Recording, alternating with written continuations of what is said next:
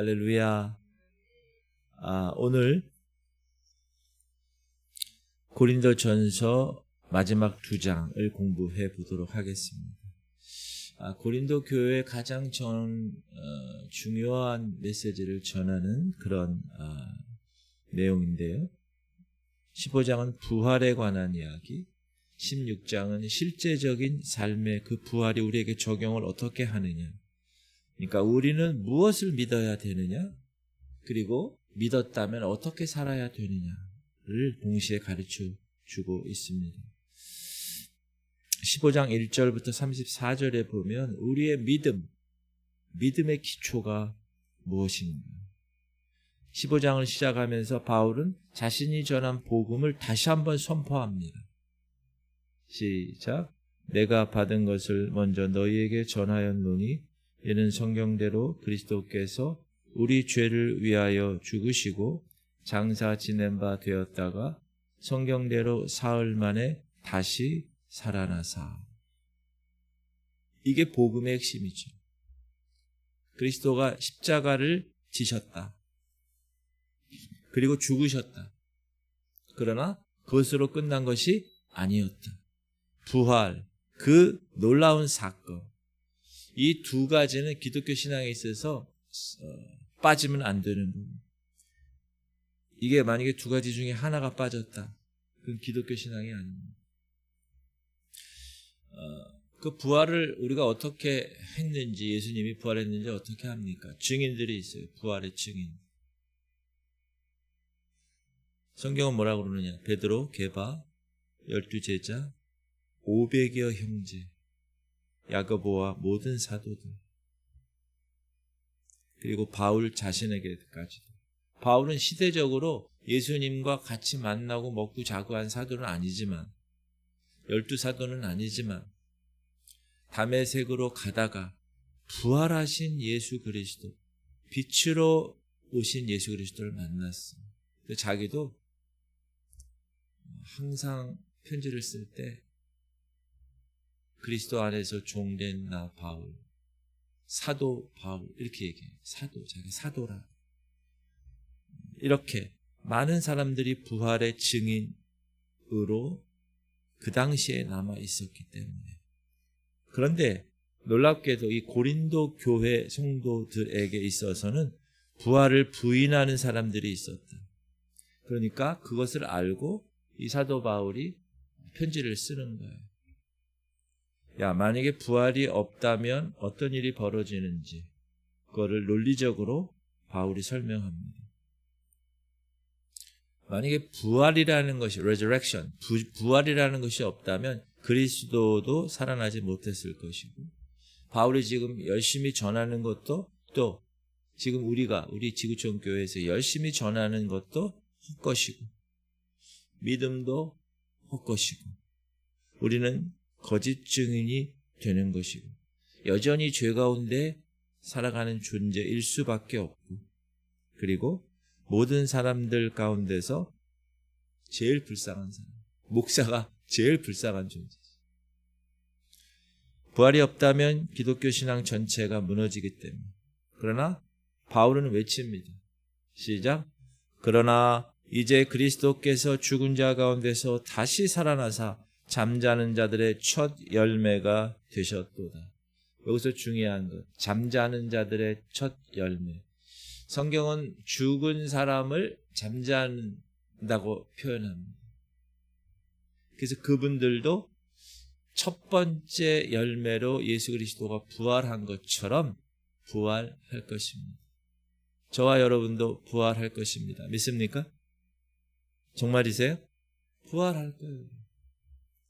나팔소리와 함께 휴거되는 부활체로 이미 죽었던 사람이 먼저 일어나고, 순서가 있죠. 그 위에 살아남은 자들 공중으로 끌어올려 호련히 변화되는 그 부활. 바울은 아담하고 예수 그리스도 그 둘을 대조합니다. 시작. 아담 안에서 모든 사람이 죽은 것 같이 그리스도 안에서 모든 사람이 삶을 얻으리라. 기록된 바 첫사람 아담은 생명이 되었다 함과 같이 마지막 아담은 살려주는 영이 되었다. 현재 우리 형상은 흙에 속한 형상이죠. 그러나 장차 하늘에 속한 형상이 될 것입니다. 그것이 우리의 소망이죠. 그게 부활체가 되는 거죠. 그것을 15장 35절부터 이제 이야기합니다. 어떤 사람이 묻죠. 그러면 죽은 자들이 어떻게 다시 살아나고 어떤 몸으로 옵니까? 그러니까 바울이 씨앗을 비유로 설명합니다. 씨앗은 제가 어렸을 때는 뭐 봉숭아 뭐 이런 거 있잖아요. 그런 씨앗들을 많이 해서 막 심은 것 같아요. 마당에다. 요즘은 그런 걸 안 하는 것 같아요. 애들도 그렇고. 근데 그 씨앗은 여러분, 단단한 씨앗은 그 씨앗 자체로는 아무런 생명이 없는 것 같은데 땅에 심기어지면, 죽으면 본인 스스로가, 씨앗 스스로가 새로운 생명이 땅 옆에 이렇게 나죠. 분꽃 같은 거 많이 한 것 같아요. 저는. 그 다음에 여러 가지. 우리의 몸도 심어진다. 땅에 심잖아요. 저희 아버님 돌아가셨어요. 작년에. 근데 땅에 심으셨어요. 심기워졌어 지금. 썩을 것으로 심겨졌어요. 그러나 예수님이 다시 오실 그날에는 썩지 아니할 것으로 다시 살아날 것을 전 믿어요. 여러분도 믿으세요? 욕된 것으로 심고 영광스러운 것으로 다시 살아나고, 약한 것으로 심고 강한 것으로 다시 살아나고, 육의 몸으로 심고 신령한 몸으로 다시 산다. 이게 42절부터 44절의 말씀입니다.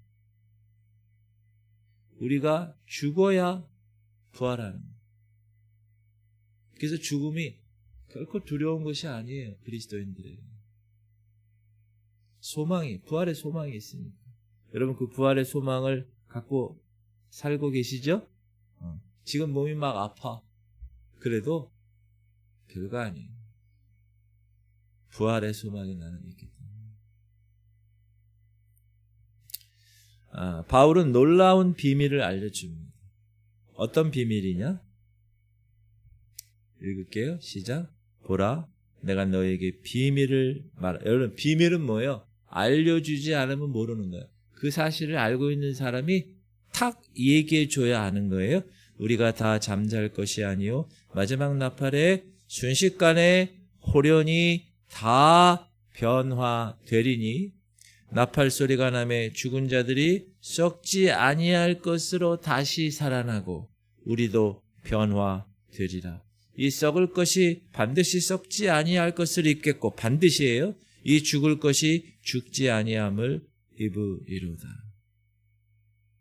구체적으로 우리가 죽으면 나중에 어떻게 부활할 것인가에 관한 이야기를, 비밀인데 그걸 알려줍니다. 그럼 사도 바울은 어떻게 그 비밀을 알았을까요?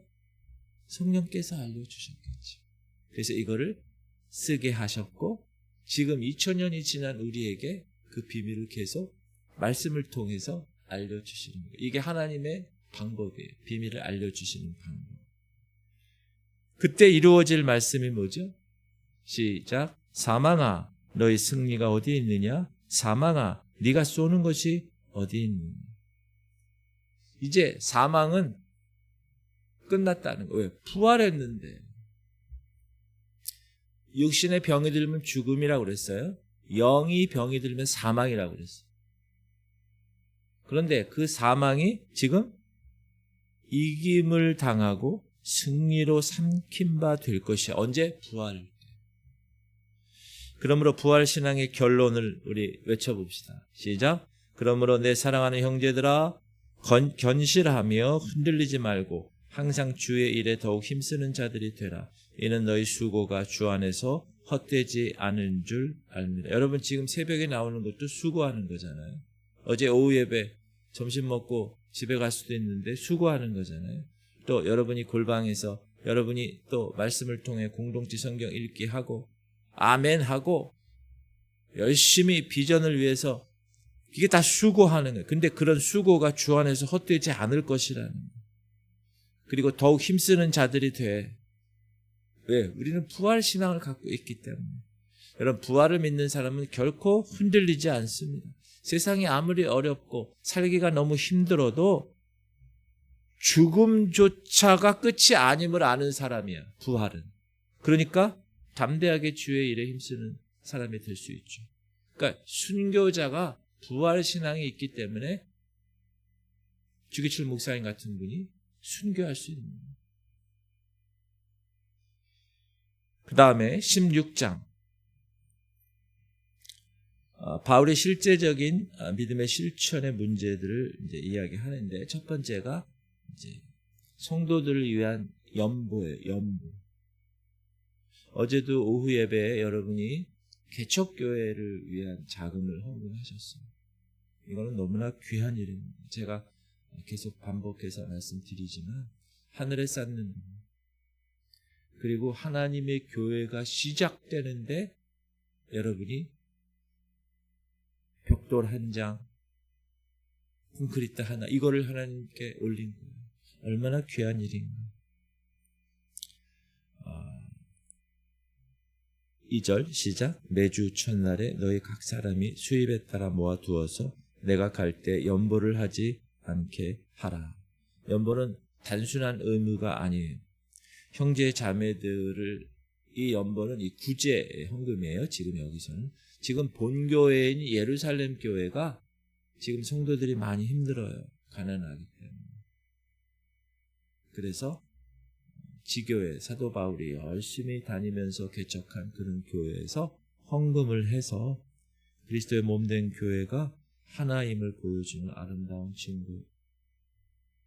어제 제가 임직식을 갔다 왔는데 어느 분이, 내가 아는 분이 은퇴하는, 새로운 이제 35살 젊은 분이 이제 취임을 하는 그 교회에서 저는 임직식 하면서 처음 봤는데, 그런 임직을 축하하면서 지방회에 2천만 원을 헌금하더라고요. 너무 감사한 일이죠. 그렇죠? 자기네 교회에서 쓸 수 있는 그 일도 있잖아요. 그러나 이렇게 같이 도와주는, 이게 사랑의 구체적인 표현입니다.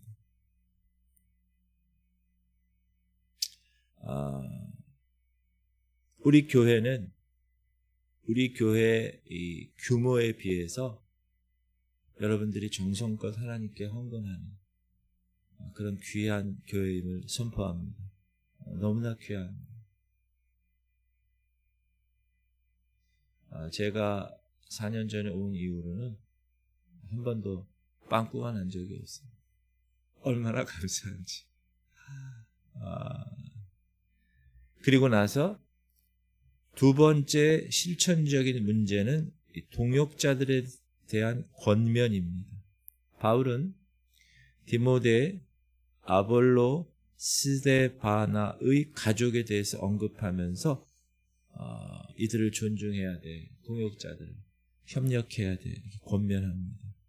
그리고 스데바나의 집은 성도 섬기기를 작정한 가족이었다, 이렇게 얘기해요. 15절 읽을게요. 형제들아, 스데바나의 집은 곧 아가야의 열매요 또 성도 섬기기로 작정한 줄을 너희가 아는지라. 내가 너희를 권하노니. 사도 바울이 순회 전도자잖아요. A 지역 갔다가 B 지역 갔다가 아가야 지역에서 첫 열매라는, 전도에서 첫 구원받은 사람이 나온 그 사람. 근데 그 사람이 성도를 섬기기로 작정했다. 그러니까 잘 협력해 줘라. 사랑하는 성도님들, 교회는 혼자가 아닙니다. 교회는 공동체입니다. 왜 하나님이 공동체로 허락하셨을까요? 그냥 1대1로 하나님과 그냥 신앙생활 잘하면 되지? 왜냐하면 함께 섬기고 함께 세워가는 공동체를 알려주시기 위해서. 그리스도의 몸된 공동체라는, 미국 사람이나 일본 사람이나 중국 사람이나 한국 사람이나 저 러시아 사람이나 그리스도 안에 있는 사람은 한 공동체고, 지금 우리 연수동의 이 지구촌, 이 성결교단에 있는 이 공동체도 하나님이 허락하신 공동체다. 그래서 바울은 이렇게 권면하죠.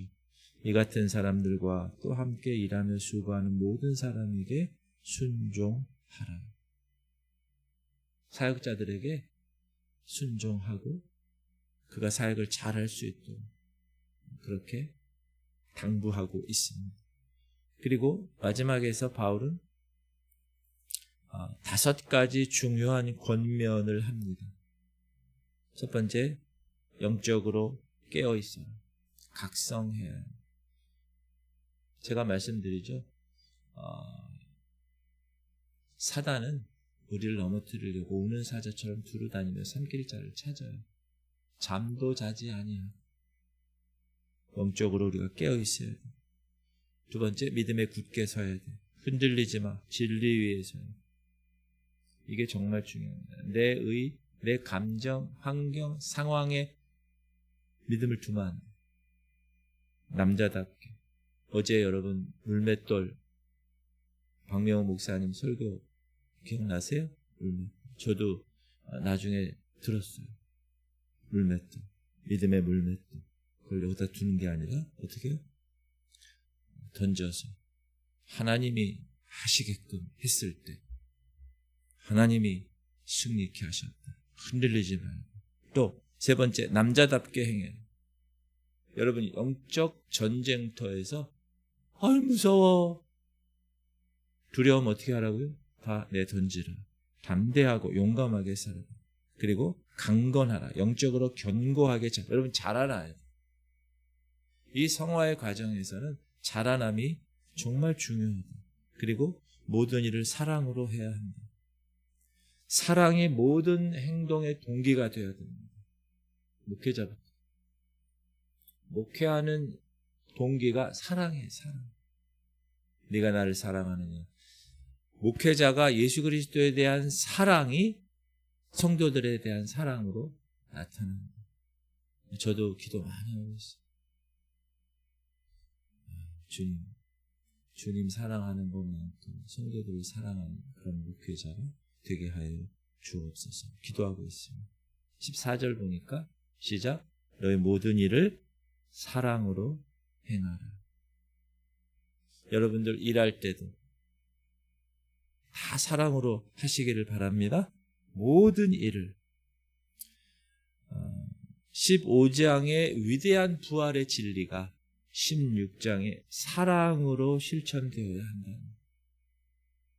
이게 실천이 안 되면 아무것도 안 해요. 머릿속에 있는 지식으로만 끝나면 신앙이 되지 않습니다. 사랑하는 성도님들, 오늘 고린도전서 마지막 2장 우리에게 균형 잡힌 신앙을 말씀해 주고 있습니다. 우리는 첫 번째, 부활의 소망을 가진 사람이다. 이 땅이 다가 아니다. 죽음이 다가 아니야. 고난과 죽음이 끝이 아니다. 썩지 아니할 영광스러운 몸으로 우리는 그 언젠가 다시 살아날 것이다. 그 소망이 있기 때문에 우리는 더욱 주의 일에 힘쓰는 자들이 될 수가 있습니다. 동시에 그 부활의 소망을 갖고 있는 사람은 이 땅에서 구체적으로 사랑을 실천해야 한다. 가난한 형제자매가 있어요? 도와야죠. 함께 동역하는 이들이 있어요? 존중해야죠. 그리고 깨어서 믿음에 굳게 서서 사랑으로 모든 일을 행하는, 이 부활의 소망과 사랑의 실천, 이 두 가지가 함께할 때 우리는 진정한 그리스도인의 삶을 살아가게 됩니다. 그리고 바울이 마지막 인사하면서 끝내죠. 시작. 주 예수 그리스도의 은혜가 너희와 함께하고 나의 사랑이 그리스도 예수 안에서 너희 무리와 함께 할지어다. 할렐루야. 오늘도 그 두 가지 부활의 소망과 사랑의 실천이 이 12월 한 달 내내 여러분 평생에 이 한 주간 승리하는 그런 놀라운 하나님의 말씀이 되시기를 주님의 이름으로 축복합니다. 우리 통성으로 기도할 때 주님, 우리 성도들이 부활의 소망을 가진 자로 부활을 확신하게 하여 주옵소서. 이 땅에서 그 부활의 소망을 가진 것으로 끝나지 아니하고 이 땅에서 구체적인 사랑을 감당해야 합니다. 연약한 사람, 가난한 사람 도와주고 같은 동역자들 서로 함께 동역하는, 그리고 깨어서 영적으로 흔들리지 않는 믿음의 삶을 살아갈 수 있게. 오늘도 중보자들의 기도가 필요합니다.